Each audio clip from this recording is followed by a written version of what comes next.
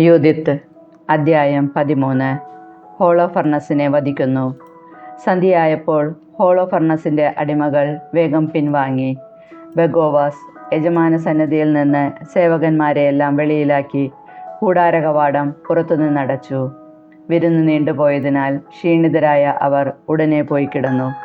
കൂടാരത്തിൽ വീഞ്ഞുകുടിച്ചു മത്തനായി കിടക്കയിൽ കിടക്കുന്ന ഹോളോഫർണസിൻ്റെ സമീപം യൂദിത്ത് മാത്രം അവശേഷിച്ചു.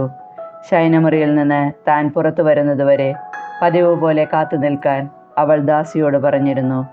താൻ പ്രാർത്ഥിക്കാൻ പോകുമെന്നും അവൾ പറഞ്ഞിരുന്നു. ബെഗോവാസിനോടും അങ്ങനെ തന്നെ പറഞ്ഞു. അങ്ങനെ എല്ലാവരും പോയി. ചെറിയവനോ വലിയവനോ ആരും കിടക്കറയിൽ അവശേഷിച്ചില്ല.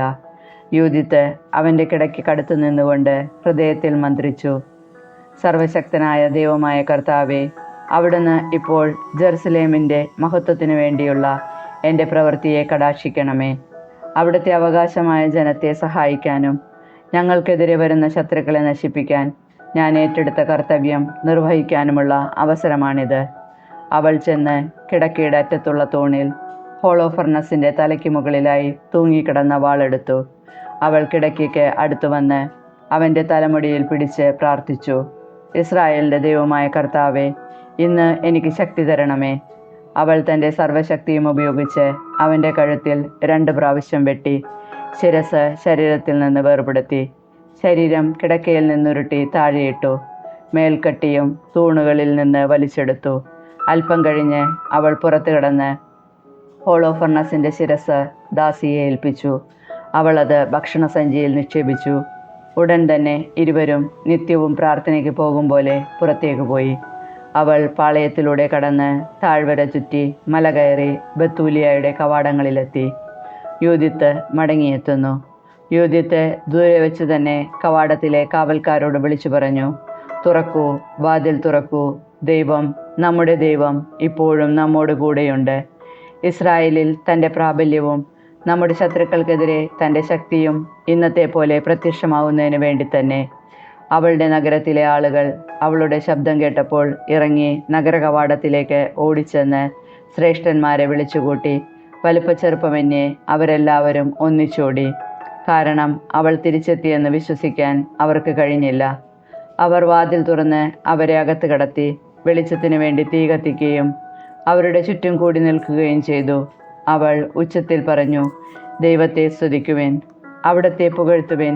ഇസ്രായേൽ ഭവനത്തിൽ നിന്ന് തൻ്റെ കാരുണ്യം പിൻവലിക്കാത്തവനും ഈ രാത്രി എൻ്റെ കരത്താൽ നമ്മുടെ ശത്രുക്കളെ നശിപ്പിച്ചവനുമായ ദൈവത്തെ സ്തുതിക്കുവിൻ. അനന്തരം അവൾ സഞ്ചിയിൽ നിന്ന് ആ തലയെടുത്ത് അവരെ കാണിച്ചുകൊണ്ട് പറഞ്ഞു: നോക്കൂ, അസീറിയൻ സൈന്യാധിപനായ ഹോളോഫർണസിൻ്റെ ശിരസ്സും മേൽക്കട്ടിയും. ഇതിൻ്റെ കീഴിലാണ് കുടിച്ച് മത്തുപിടിച്ച് അവൻ ശയിച്ചത്. ഒരു സ്ത്രീയുടെ കയ്യാൽ കർത്താവ് അവനെ വീഴ്ത്തി. ഞാൻ പോയ വഴിയിൽ എന്നെ സംരക്ഷിച്ച കർത്താവാണ്. എൻ്റെ മുഖമാണ് അവനെ നാശത്തിൻ്റെ കെണിയിൽ കുടുക്കിയതും പാപകരമായ പ്രവൃത്തിയാൽ എന്നെ മലിനയാക്കുകയോ അപമാനിക്കുകയോ ചെയ്യാൻ ഇടവരുത്താതിരുന്നതും. ജനം അത്ഭുതപരതന്ത്രരായി ദൈവത്തെ കുമ്പിട്ടാരാധിച്ച് ഏകസ്വരത്തിൽ ഉദ്ഘോഷിച്ചു: ഞങ്ങളുടെ ദൈവമേ, അവിടുന്ന് വാഴ്ത്തപ്പെടട്ടെ. അവിടുത്തെ ജനത്തിൻ്റെ ശത്രുക്കളെ ഇന്ന് അവിടുന്ന് നിന്ദിരാക്കി. ഉസ്സിയ അവളോട് പറഞ്ഞു: മകളെ, ഭൂമിയിലെ സ്ത്രീകളിൽ വെച്ച് അത്യുന്നതനായ ദൈവത്താൽ ഏറ്റവും അധികം അനുഗ്രഹിക്കപ്പെട്ടവളാണ് നീ. ആകാശവും ഭൂമിയും സൃഷ്ടിച്ചവനും ശത്രു നേതാവിൻ്റെ തല തകർക്കാൻ നിന്നെ നയിച്ചവനുമായ ദൈവമായ കർത്താവ് വാഴ്ത്തപ്പെടട്ടെ. ജനം ദൈവത്തിൻ്റെ ശക്തി അനുസ്മരിക്കുമ്പോൾ നീ ദൈവത്തിൽ അർപ്പിച്ച പ്രത്യാശ അവരുടെ ഹൃദയങ്ങളിൽ നിന്ന് വിട്ടുപോവുകയില്ല. ഇത് നിനക്കൊരു ശാശ്വത ബഹുമതിയാകാൻ ദൈവം കനിയട്ടെ. അനുഗ്രഹങ്ങളാൽ അവിടുന്ന് നിന്നെ നിറയ്ക്കട്ടെ. എന്തെന്നാൽ നമ്മുടെ ദേശം അപമാനിതമായപ്പോൾ നീ സ്വജീവൻ അവഗണിച്ച് ദൈവസന്നിധിയിൽ നേർവഴിയിലൂടെ ചരിച്ച് ശത്രുക്കളോട് പ്രതികാരം ചെയ്ത് നാശത്തിൽ നിന്ന് അതിനെ രക്ഷിച്ചു. അങ്ങനെ തന്നെ ജനം ഉദ്ഘോഷിച്ചു. യൂദിത്ത് അദ്ധ്യായം 14. യഹൂദർ അസീറിയക്കാരെ ആക്രമിക്കുന്നു. യൂദിത്ത് അവരോട് പറഞ്ഞു: സഹോദരന്മാരെ, ശ്രദ്ധിക്കുവിൻ. ഈ തല കൊണ്ടുപോയി കോട്ടമതിലിൽ തൂക്കിയിടണം. പ്രഭാതമായി സൂര്യൻ ഉദിച്ചു തുടങ്ങുമ്പോൾ വീരന്മാരെല്ലാവരും ആയുധങ്ങളുമെടുത്ത് ഒരു നേതാവിൻ്റെ കീഴിൽ പട്ടണം കടന്ന് അസീറിയരുടെ പുറന്താവളത്തിനെതിരെ എന്ന ഭാവേന സമതലത്തിലേക്ക് പുറപ്പെടണം. എന്നാൽ താഴേക്ക് ഇറങ്ങരുത്. അവർ ആയുധങ്ങളുമെടുത്ത് പാളയത്തിലേക്ക് ചെന്ന് അസീറിയൻ സേനാധിപതികളെ ഉണർത്തും. അവർ ഉടനെ ഹോളോഫർണസിൻ്റെ കൂടാരത്തിലേക്ക് ഓടും, പക്ഷേ അവനെ കാണുകയില്ല. അപ്പോൾ ഭയവിഹ്വലരായി അവർ പലായനം ചെയ്യും. തത്സമയം നിങ്ങളും ഇസ്രായേലിൻ്റെ അതിർത്തിക്കുള്ളിൽ വസിക്കുന്നവരും പിന്തുടർന്ന് ചെന്ന് അവരെ വെട്ടിവീഴ്ത്തണം. ഇതിനെല്ലാം മുൻപേ അമ്മോന്യനായ ആഖിയോറിനെ ഇങ്ങോട്ട് നയിക്കുക. ഇസ്രായേൽ ഭവനത്തെ നിന്ദിച്ചവനും മരണത്തിലേക്കെന്ന പോലെ തന്നെ നമ്മുടെ അടുക്കലേക്ക് അയച്ചവനുമായ മനുഷ്യനെ അവൻ കണ്ട് തിരിച്ചറിയട്ടെ. അവർ ആഖിയോറിനെ ഉസിയായുടെ ഗൃഹത്തിൽ നിന്ന് വിളിപ്പിച്ചു. അവൻ വന്നപ്പോൾ ജനക്കൂട്ടത്തിൽ ഒരാളുടെ കയ്യിൽ ഹോളോഫർണസിൻ്റെ തല കണ്ട് മൂർജിച്ച് കമിഴ്ന്നു വീണു. അവർ എഴുന്നേൽപ്പിച്ച ഉടനെ അവൻ യൂദത്തിൻ്റെ പാദത്തിന്മേൽ വീണ് മുട്ടിന്മേൽ നിന്നുകൊണ്ട് പറഞ്ഞു, യൂദായുടെ കൂടാരങ്ങളിലെങ്ങും നീ വാഴ്ത്തപ്പെടും. ഏത് രാജ്യത്തായാലും ആളുകൾ നിന്റെ പേര് കേട്ടാൽ ഭയചകിതരാകും. ഈ ദിവസങ്ങളിൽ നീ എന്തെല്ലാമാണ് ചെയ്തതെന്ന് പറഞ്ഞാലും. അപ്പോൾ യൂദിത്ത് താൻ അവരെ പിരിഞ്ഞുപോയ ദിവസം മുതൽ അവരോട് സംസാരിക്കുന്ന ആ നിമിഷം വരെയുള്ള തൻ്റെ പ്രവർത്തനങ്ങൾ ജനത്തിൻ്റെ മുൻപിൽ വച്ച് അവനെ വിവരിച്ച് കേൾപ്പിച്ചു. അവൾ പറഞ്ഞു തീർന്നപ്പോൾ ജനമാർപ്പ് വിളിക്കുകയും നഗരമാകെ ആഹ്ലാദധ്വനികൾ മുഴക്കുകയും ചെയ്തു. ഇസ്രായേലിൻ്റെ ദൈവം ചെയ്ത പ്രവർത്തികൾ കണ്ട ആഖിയോർ ദൈവത്തിൽ ഗാഢമായി വിശ്വസിക്കുകയും പരിച്ഛേദനം സ്വീകരിച്ച് ഇസ്രായേൽ ഭവനത്തോട് ചേരുകയും ചെയ്തു. ഇന്നും അങ്ങനെ തുടരുന്നു. പ്രഭാതമായപ്പോൾ അവർ ഹോളോഫർണസിൻ്റെ ശിരസ് മതിലിൽ തൂക്കി. അവർ ആയുധവുമേന്തി ഗണങ്ങളായി മതംബാധകളിലേക്ക് പുറപ്പെട്ടു. അസീറിയക്കാർ ഇത് കണ്ട് തങ്ങളുടെ സേനാധിപതികളെ വിവരമറിയിക്കുകയും സൈന്യാധിപന്മാർ, മറ്റ് പടത്തലവന്മാർ, ഗണനായകന്മാർ എന്നിവരുടെ അടുത്തേക്ക് പോവുകയും ചെയ്തു. അവർ ഹോളോഫർണസിൻ്റെ കൂടാരത്തിലെത്തി അവൻ്റെ സ്വകാര്യ പരിചാരകരോട് പറഞ്ഞു, ഞങ്ങളുടെ യജമാനെ ഉണർത്തുക. ഇതാ, ആ അടിമകൾ തങ്ങളുടെ സമ്പൂർണ്ണ നാശത്തിന് നമുക്കെതിരെ യുദ്ധത്തിന് പുറപ്പെടാനുള്ള ധൈര്യം കാണിച്ചിരിക്കുന്നു. ബഗോവാസ് അകത്ത് പ്രവേശിച്ച് കൂടാരവാതിലിൽ മുട്ടി. അവൻ യൂദിത്തിൻ്റെ കൂടെ ഉറങ്ങിയാണത്രേ അവൻ ധരിച്ചത്. മറുപടി ലഭിക്കായകയാൽ അവൻ വാതിൽ തുറന്ന് ഉറക്കറയിൽ പ്രവേശിച്ചപ്പോൾ ഹോളോഫർണസ് ശിരസറ്റ് തറയിൽ കിടക്കുന്നതാണ് കണ്ടത്. ശിരസ് അപ്രത്യക്ഷമായിരുന്നു.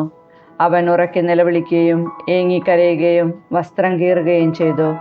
അവൻ യൂദിത്ത് പാർത്തിരുന്ന കൂടാരത്തിലെത്തി. അവളെ കാണാഞ്ഞതിനാൽ പുറത്ത് ആളുകളുടെ അടുത്തേക്ക് ഓടിച്ചെന്ന് വിളിച്ചു പറഞ്ഞു, ആ അടിമകൾ നമ്മെ ചതിച്ചു. ഒരു ഹെബ്രായക്കാരി നബൂഖദ്നേസർ രാജാവിൻ്റെ ഭവനത്തിന് അപമാനം വരുത്തിയിരിക്കുന്നു. ഇതാ, ഹോളോഫർണസ് നിലത്ത് കിടക്കുന്നു. അവൻ്റെ ശിരസ് ജഡത്തിൽ കാണുന്നില്ല. അസീറിയൻ സൈന്യാധിപന്മാർ ഇത് കേട്ടപ്പോൾ പരിഭ്രാന്തരായി വസ്ത്രം കീറി. പാളയത്തിൽ അവരുടെ നിലവിളികളും അട്ടഹാസങ്ങളും ഉയർന്നു. യൂദിത്ത് അധ്യായം 15.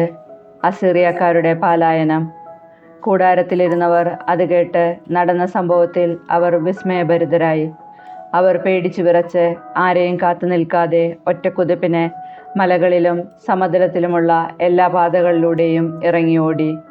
ബെത്തൂലിയായ്ക്ക് ചുറ്റുമുള്ള കുന്നുകളിൽ പാളയമടിച്ചിരുന്നവരും പലായനം ചെയ്തു. ഇസ്രായേൽ പടയാളികൾ അവരുടെ മേൽ ചാടി വീണു. ഉസിയ ആകട്ടെ ബെത്തോമാസ്തായിം, ബേബായ്, കോബ, ഖോള എന്നിവിടങ്ങളിലേക്കും ഇസ്രായേലിൻ്റെ അതിർത്തികളിലേക്കും ആളുകളെ അയച്ച് സംഭവിച്ചതെന്നറിയിക്കുകയും തങ്ങളുടെ ശത്രുക്കളെ ആക്രമിച്ച് നശിപ്പിക്കാൻ അവരെ ആവേശം കൊള്ളിക്കുകയും ചെയ്തു. വാർത്ത കേട്ട ഇസ്രായേൽക്കാർ ഒറ്റക്കെട്ടായി ശത്രുവിൻ്റെ മേൽ ചാടി വീഴുകയും അവരെ അരിഞ്ഞു വീഴ്ത്തിക്കൊണ്ട് കോബ വരെ പിന്തുടരുകയും ചെയ്തു.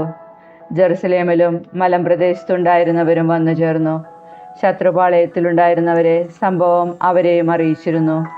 ഗിലെയാദിലും ഗലീലയിലും വസിച്ചിരുന്നവർ ദമാസ്കസിനും അതിർത്തികൾക്കും അപ്പുറം വരെയും ശത്രുക്കളെ കടന്നാക്രമിച്ച് വൻപിച്ച കൊല നടത്തി.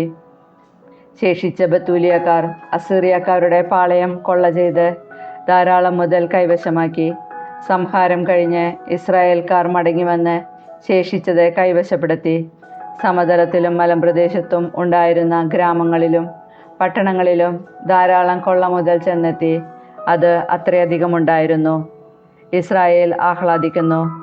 കർത്താവ് ഇസ്രായേലിന് ചെയ്ത നന്മകൾക്ക് സാക്ഷ്യം വഹിക്കുകയും യൂദത്തിനെ സന്ദർശിച്ച് മംഗളം ആശംസിക്കുകയും ചെയ്യാൻ പ്രധാന പുരോഹിതനായ യോവാക്കീമും ജെറുസലേമിലെ ഇസ്രായേൽക്കാരുടെ ആലോചന സംഘവും വന്നു.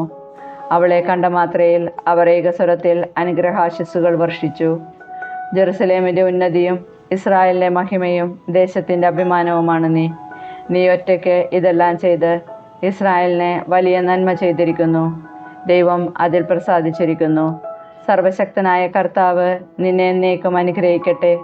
ജനക്കൂട്ടം പറഞ്ഞു, അങ്ങനെ സംഭവിക്കട്ടെ. ജനം 30 ദിവസം പാളയം കൊള്ളയടിച്ചു. അവർ ഹോളോഫർണസിൻ്റെ കൂടാരവും വെള്ളിത്തട്ടങ്ങളും ശയ്യകളും പാത്രങ്ങളും ഗൃഹോപകരണങ്ങളും യൂദത്തിന് നൽകി. അവൾ കഴുതപ്പുറത്ത് കയറ്റുകയും വണ്ടികൾ കൂട്ടിയിണക്കി സാധനങ്ങൾ അതിൽ കൂമ്പാരം കൂട്ടുകയും ചെയ്തു. അപ്പോൾ ഇസ്രായേലിലെ സ്ത്രീകളെല്ലാവരും കൂടി അവളെ കാണാനെത്തി. അവർ അവൾക്ക് ആശിസ്സരുളി. ചിലർ അവളുടെ മുൻപിൽ നൃത്തം ചെയ്തു. അവളാകട്ടെ മരച്ചില്ലകളെടുത്ത് തന്നോടുകൂടെ ഉണ്ടായിരുന്ന ആ സ്ത്രീകൾക്ക് നൽകി. അനന്തരം അവളും കൂടെയുണ്ടായിരുന്നവരും ഒലിവിലകൾ കൊണ്ട് കിരീടമുണ്ടാക്കി അണിഞ്ഞു. ആ മഹിളകളുടെ മുൻപിൽ നിന്ന് നൃത്തം ചെയ്ത് അവരെ നയിച്ചുകൊണ്ട് അവൾ ജനത്തിൻ്റെ മുൻപിൽ പോയപ്പോൾ ആയുധധാരികളായ ഇസ്രായേൽ പുരുഷന്മാർ പൂമാലകൾ അണിഞ്ഞ് പാട്ടുപാടിക്കൊണ്ട് അവരെ അനുഗമിച്ചു. യൂദിത്ത് ഇസ്രായേൽ ജനത്തിൻ്റെ മുൻപിൽ നിന്നുകൊണ്ട് കൃതജ്ഞതാസ്തോത്രം ആലപിച്ചു. ജനം ആ സ്തുതിഗീതം ഉച്ചത്തിൽ ഏറ്റുപാടി. യൂദിത്ത് അധ്യായം 16. യൂദിത്ത് പാടി. എൻ്റെ ദൈവത്തിന് തമ്പുരുമീട്ടി ഒരു ഗാനം ആരംഭിക്കുവിൻ. എൻ്റെ നാഥന് കൈത്താളം കൊട്ടി ഒരു നവകീർത്തനം ആലപിക്കുവിൻ. അവിടുത്തെ പുകഴ്ത്തുവിൻ. അവിടുത്തെ നാമം വിളിച്ചപേക്ഷിക്കുവിൻ. ദൈവമാണ് യുദ്ധങ്ങളെ തകർക്കുന്ന കർത്താവ്. എന്നെ പിന്തുടർന്നവരുടെ കൈകളിൽ നിന്ന് അവിടുന്ന് എന്നെ രക്ഷിച്ചു. ജനത്തിൻ്റെ മധ്യത്തിൽ അവിടുത്തെ പാളയത്തിലേക്ക് എന്നെ നയിച്ചു. വടക്കുള്ള പർവ്വതങ്ങളിൽ നിന്ന് അസീറിയക്കാരൻ ഇറങ്ങി വന്നു. എണ്ണമറ്റ യോദ്ധാക്കളുമായി അവൻ വന്നു. അവരുടെ സമൂഹം താഴ്വരകളിൽ നിറഞ്ഞു.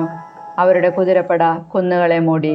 എൻ്റെ നാട് അഗ്നിക്കിരയാക്കുമെന്നും യുവാക്കളെ വാളിനിരയാക്കുമെന്നും പൈതങ്ങളെ നിലത്തടിക്കുമെന്നും കുട്ടികളെ ഇരയായി പിടിക്കുമെന്നും കന്യകകളെ കൊള്ള മുതലായി കൈക്കലാക്കുമെന്നും അവൻ അഹങ്കരിച്ചു.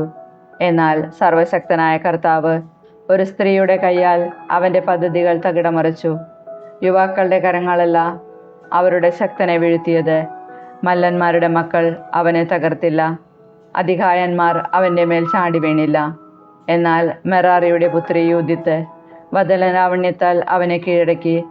മർദ്ദിതരായ ഇസ്രായേൽ ജനത്തെ ഉദ്ധരിക്കാൻ അവൾ തൻ്റെ വൈധവ്യ ദുഃഖം മറച്ചുവെച്ചു. മുഖത്ത് സുഗന്ധദ്രവ്യങ്ങൾ ലേപനം ചെയ്തു. ശിരോഭൂഷണം കൊണ്ട് കേശം ബന്ധിച്ചു. അവനെ വശീകരിക്കാൻ നേർത്ത മേലങ്കി ധരിച്ചു.